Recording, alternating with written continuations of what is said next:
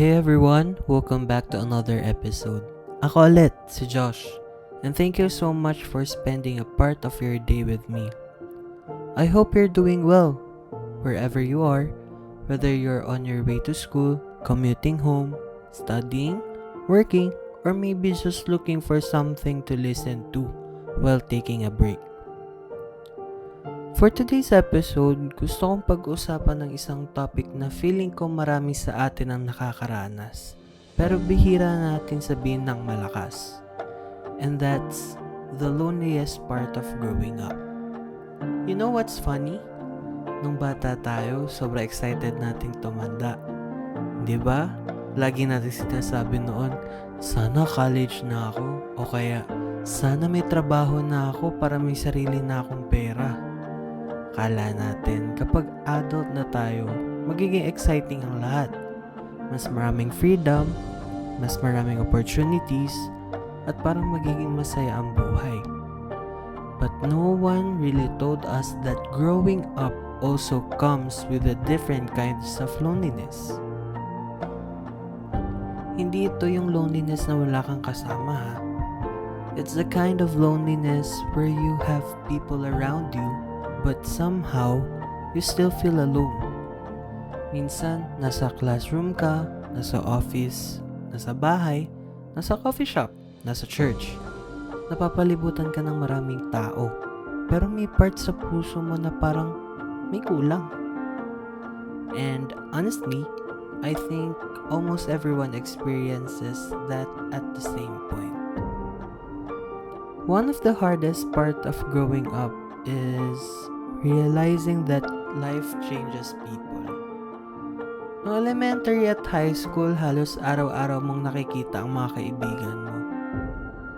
Sabay kayong kumakain, sabay kayo umuuwi, sabay tumatawa sa mga simpleng bagay. You thought it would stay that way forever.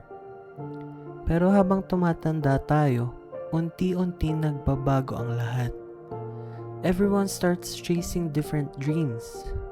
May iba na lumipat ng school, may iba na nagkaroon ng trabaho, may iba na nagkaroon ng sariling pamilya, at ikaw naman may sarili ka ring responsibilities.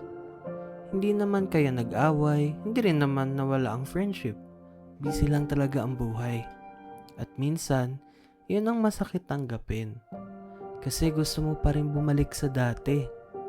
Sa panahon na ang pinakamalaking problema lang ay kung saan kayo kakain pagkatapos ng klase, pero hindi na pwedeng ibalik ang oras.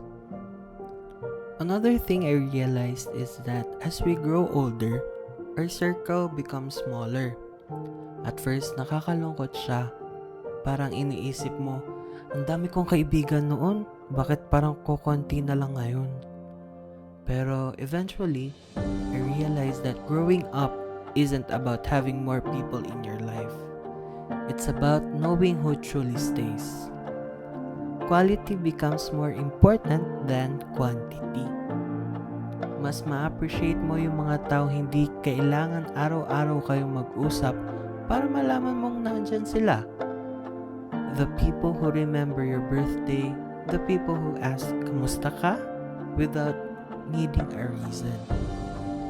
The people who celebrate your wins and quietly support you during your lowest moments. Those people are rare, and if you have them, treasure them. Another lonely part of growing up is realizing that not everyone will understand what you're going through. There will be seasons in your life where you'll feel misunderstood. You'll smile in the front of people because you don't want them to worry. You'll say, okay lang ako.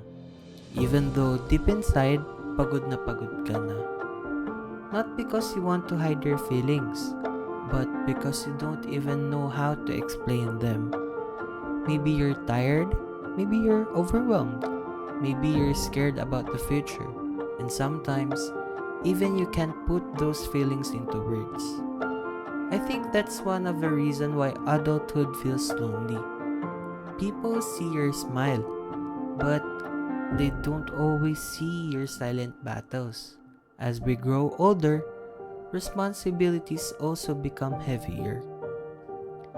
You start thinking about your future, your family, your finances, your career, the dreams you still want to achieve. At minsan, sobrang dami ng tumatakbo sa isip natin na nakakalimutan na nating magpahinga. Nakakalimutan na nating huminga. Nakakalimutan na nating kamustahin ang sarili natin. And here's something I've learned. Being alone and being lonely are not the same. There are days when being alone is actually peaceful. You get to think, you get to pray, you get to know yourself better. But loneliness is when you start believing that nobody understands you. And if that's what you're feeling today, I just want you to know you're not the only one. More people understand your struggles than you realize. They're just fighting their own battles too. That's why I think we should be kinder to one another. Because we never really know what someone is carrying behind their smile. A simple message saying, "Kamusta ka?" A quick phone call. A 5-minute conversation. Those little things can mean everything to someone who's silently struggling. And if you're the one who's having a hard time, please don't be afraid to reach out.